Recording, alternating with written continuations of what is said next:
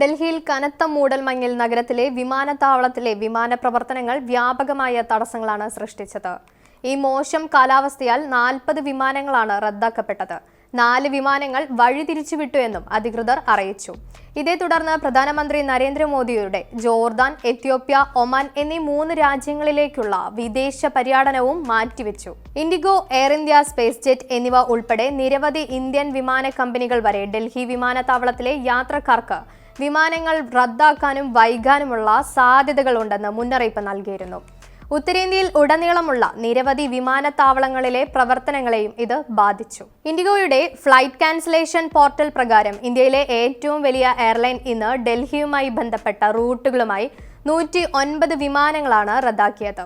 Varanasi, Srinagar, Amritsar, Patna, indoor, Jaipur, Mumbai, Kolkata, Bengaluru, Chennai, Hyderabad, Guwahati, Jammu, ലേ, പൂനെ, മറ്റും പ്രാദേശിക ലക്ഷ്യസ്ഥാനങ്ങൾ എന്നിവിടങ്ങളിലേക്കുള്ള തിരിച്ചുമുള്ള സർവീസുകളാണ് ഇതിൽ ഉൾപ്പെടുത്തിയിരിക്കുന്നത്.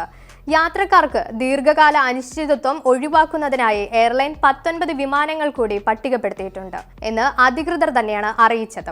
വടക്കേ ഇന്ത്യൻ വിമാനത്താവളങ്ങൾക്ക് സിവിൽ ഏവിയേഷന്റെ മന്ത്രാലയം മൂടൽമഞ്ഞിന്റെ മുന്നറിയിപ്പ് നൽകിയിരുന്നു.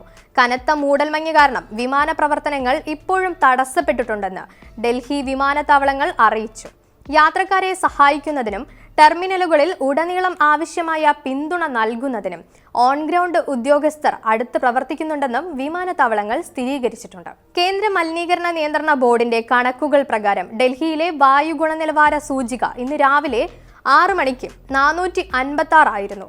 ഇത് സീസണിലെ തന്നെ രണ്ടാമത്തെ ഏറ്റവും മോശം താപനിലയാണ്.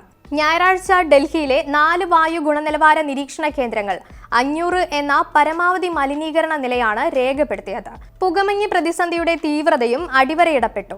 കാരണം നഗരം മുഴുവനും തീവ്ര എന്ന നിലയിൽ നിന്ന് തീവ്ര കൂടുതൽ എന്ന ശ്രേണിയിലായിരുന്നു. കേന്ദ്ര മലിനീകരണ നിയന്ത്രണ ബോർഡിന്റെ ഡാറ്റ കാണിക്കുന്നത് വസീർപൂർ, രോഹിണി, അശോക് വിഹാർ എന്നിവിടങ്ങളിൽ വായു ഗുണനിലവാര സൂചിക പരിധിയിൽ ആണ് എന്നാണ്. അതേസമയം തലസ്ഥാനത്തെ 39 സജീവ സ്റ്റേഷനുകളിൽ 30 എണ്ണത്തിലും അപകടകരമാവും വിധം ഉയർന്ന മലിനീകരണ നിലവാരവും റിപ്പോർട്ട് ചെയ്യപ്പെട്ടിട്ടുണ്ട്. വായു ഗുണനിലവാര സൂചികയുടെ അളവുകൾ 500 ആയാണ് നിലവിൽ പരിമിതപ്പെടുത്തിയിട്ടുള്ളത്.